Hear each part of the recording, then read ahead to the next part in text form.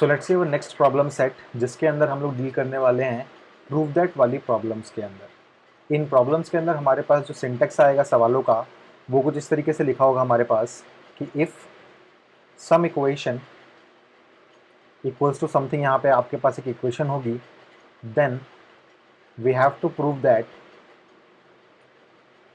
Something. यहाँ पे आपके पास अगेन एक इक्वेशन होगी, यानी कि हमें इस इक्वेशन का इस्तेमाल करके इस वाली इक्वेशन को यहाँ पे प्रूव करना है। ओके, और याद रखिएगा जो चीज़ आपको प्रूव करनी है उसके अंदर आपके पास फर्स्ट ऑर्डर के डेरिवेटिव हो सकते हैं, जो भी हमने सीखा है dy ओवर dx निकालना या फिर du ओवर dx निकालना, वो सारे के सारी चीज़ें आपके पास यहाँ पे कंबाइंड होकर लिखी जा सकती हैं। ओके, इनके अलावा हमारे पास सेकंड ऑर्डर के डिफरेंशिएशन भी हो सकते हैं, जो हमने अभी नहीं पढ़ा हुआ, लेकिन फ्यूचर में हम लोग इसको देखेंगे कि सेकंड डेरिवेटिव हमारे पास एक्चुअल में क्या होता है।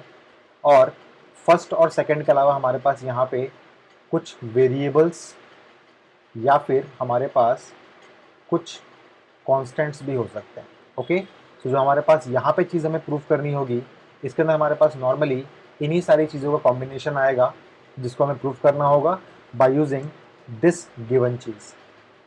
ओके, और याद रखिएगा इन सवालों को करने का एक स्टेप आपके पास होता है। अगर आपने उन स्टेप्स में महारत हासिल कर ली देन आप लोगों के लिए सवाल काफ़ी ईजी हो जाएंगे। तो ध्यान से देखिए मैं आपके सामने क्या बोल रहा हूँ।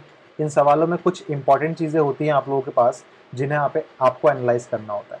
ओके, तो ध्यान से देखिए जो भी चीज़ आपके पास सवाल में गिवन होती है, जो आपके पास इफ़ के बाद लिखा हुआ है यहाँ पे, वो पूरी पूरी चीज़ आपके लिए इंपॉर्टेंट होती है। इंपॉर्टेंट का मतलब इस चीज़ को आप फ्यूचर में इस सवाल के अंदर कहीं पे भी इस्तेमाल कर सकते हैं। तो क्यों ना हम लोग इस सवाल को देखते ही इस गिवन चीज़ को हम लोग इक्वेशन नंबर 1 मान लेंगे, ताकि हम लोग फ्यूचर में इसको अपने सवाल के अंदर रेफ़र कर सकें। ओके, और याद रखिएगा इस गिवन चीज़ से जो कुछ भी आप लोग सिंप्लीफिकेशंस कर सकते हैं। मान लीजिए कोई चीज़ आप राइट हैंड साइड में लेके गए, मल्टीप्लाई डिवाइड बाई 2 किया आप लोगों ने, या फिर आप लोगों ने लॉग बोथ साइड्स लिया, वो सारे के सारे सिंप्लीफिकेशंस जो भी आप करेंगे वो सारे के सारे सिंप्लीफिकेशंस भी हमारे फ्यूचर में कहीं ना कहीं पे काम आ सकते हैं, इसलिए हमारे लिए वो भी इम्पॉर्टेंट है। Okay, and apart from this thing, differentiation जब कभी भी आप लोग पहले करेंगे, आपको पता है कि इस वाली साइड में आपके पास डिफरेंशिएशन ही कहीं ना कहीं पे हो रहा होगा, या तो पहली बार डिफरेंशिएट हो रहा होगा या फिर 2 बार डिफरेंशिएट हो रहा होगा। तो डिफरेंशिएशन तो आपको मस्ट है, अपने गिवन चीज़ को डिफरेंशिएट करना आपके लिए मस्ट है। ओके, सो आप लोग को डिफरेंशिएशन को अप्लाई करने से पहले ऊपर जो कुछ भी आपने किया है वो सब कुछ आपके लिए इंपॉर्टेंट है, इस बात को आप लोग याद रखेंगे। देखिए मैंने क्या क्या बोला आप लोगों से। मैंने आपसे बोला कि गिवन चीज़ आपके लिए इंपॉर्टेंट है, गिवन चीज़ से जो आपने सिंप्लीफिकेशंस किए वो आपके लिए इंपॉर्टेंट है, और डिफरेंशिएशन से पहले आप जो कुछ भी काम कर चुके हैं एक्चुअल में वो सारा का सारा पार्ट आपके लिए इंपॉर्टेंट है। इस बात को आप लोग माइंड में रखेंगे और फिर अपने सवाल को सॉल्व करने की कोशिश करेंगे। Apart from these important things, एक और बात आपको याद रखनी है कि जो आपको प्रूफ करना है एक्चुअल में, मान लीजिए आपको ये चीज़ प्रूफ करनी है, तो आप लोगों को हमेशा डिजायर्ड फॉर्म में ही अपने क्वेश्चन को लेकर आना होता है, ताकि वो आराम से आपके पास प्रूव हो जाए।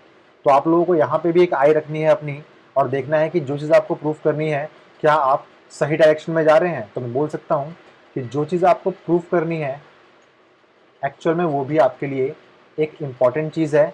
अगर ये सारे के सारे इंपॉर्टेंट चीज़ों को आप लोग अपने माइंड में रखेंगे तो इस टाइप के क्वेश्चंस को आप लोग बहुत ही ईजिली सॉल्व कर सकते हैं। ओके, तो ध्यान से देखिए मैं क्या करने वाला हूँ यहाँ पे। मेरे को पता है कि आपको ज़्यादा चीज़ें समझ में नहीं होंगी यहाँ पे, तो देखिए मैं यहाँ पे आपके साथ लेने वाला हूँ एग्जाम्पल, और एग्जाम्पल की मदद से हम लोग समझने वाले हैं कि हम लोग प्रूव दैट वाली प्रॉब्लम्स को कैसे सॉल्व करते हैं।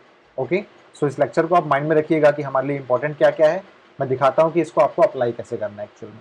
ऑलराइट, तो सवाल देखिए आपके पास क्या है। सो लेट्स से आपके पास क्वेश्चन गिवन है कि if e raise to the power x plus y equals to, आपके पास दिया हुआ है x, देन आपको प्रूव करना है, prove that dy over dx जो आपके पास आना चाहिए वो आना चाहिए 1 माइनस में x अपॉन में x, यानी कि ये चीज़ आपके पास गिवन है और इस गिवन चीज़ का इस्तेमाल करके आपको ये चीज़ प्रूफ करनी है। ऑलराइट, सो मैंने आपको बताया जो भी चीज़ आपके लिए गिवन है वो काफ़ी हेल्पफुल है, तो मैंने यहाँ सॉल्यूशन किया इसका और मैंने लिखा कि we have this thing, we have e raise to the power x plus y equals to x. तो इसको हम लोग मान लेंगे फर्स्ट इक्वेशन, बिकॉज हो सकता है फ्यूचर में हम लोग इसका इस्तेमाल कहीं ना कहीं पे कर लें। ओके, एंड देन आपको कोशिश करनी है इस सवाल को डिफ्रेंशिएट करने की। ठीक है, तो ध्यान से देखिए, मैं इसको डिफ्रेंशिएट करता हूँ यहीं पे both sides with respect to x, मुझे बिकॉज मुझे यहाँ पे चाहिए d y over d x. So मैंने लिखा यहाँ पे differentiating both sides with respect to x. देखते हैं हमें क्या ऑब्टेन होगा। सो ये हो जाएगा आपके पास d by d x of this e raise to the power x plus y equals d by d x of this x. Alright, now आपको पता है कि d by d x of e की पावर का differentiation ई की power ही होता है। सो ये हो जाएगा आपके पास e raise to the power x plus y as it is, but आपको पावर को भी डिफरेंशिएट करना पड़ेगा।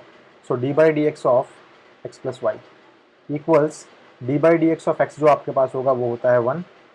तो देखिए आपके पास क्या ऑब्टेन होगा, e raise to the power x plus y into में जब आप इसका डिफरेंशिएशन अप्लाई करेंगे तो आपके पास यहाँ ऑब्टेन होगा 1 प्लस में d y over d x और इक्वल्स टू में आपके पास लिखा हुआ है यहाँ पे 1। ओके, नाउ हम इसको सॉल्व करने की कोशिश करते हैं आगे।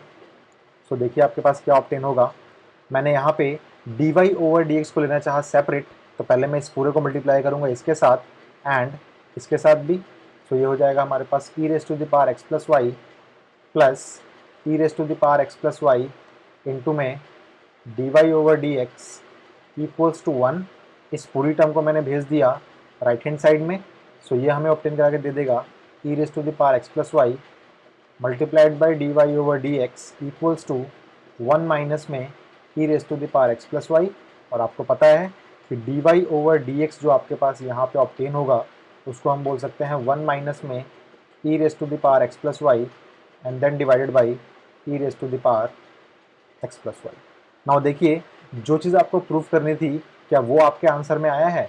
आपके आंसर में आपको चाहिए d y over d x, यहाँ पे जो हमारे पास यहाँ पे तो ऑब्टेन हुआ है, लेकिन यहाँ पे आपको चाहिए 1 माइनस में एक्स अपॉन में एक्स, जबकि यहाँ पे हमारा आंसर आया है 1 माइनस में e raise to the power x plus y divided by e raise to the power x plus y. तो ध्यान से देखिए कि आप लोग ऐसा क्या करें कि ये टर्म जो आपके पास एक्स्ट्रा आई है वो कन्वर्ट हो जाए कम्प्लीटली एक्स के अंदर।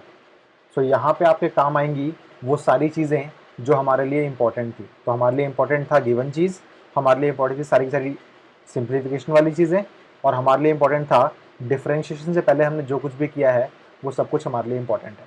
ध्यान से देखिए यहाँ पे मैंने जो गिवन चीज़ थी हमारे पास उसको पहले मैंने 1 माना हुआ है, और आप एक चीज़ ऑब्जर्व कीजिएगा e raise to the power x plus y बराबर है हमारे एक्स के, यानी कि जहाँ जहाँ पे भी हमारे पास ई की पावर एक्स प्लस वाई है उसको हम x से रिप्लेस कर सकते हैं। तो हम यहाँ बोल सकते हैं कि d y over d x can be written as 1 minus में x and then divide by x। ऐसा क्यों हुआ?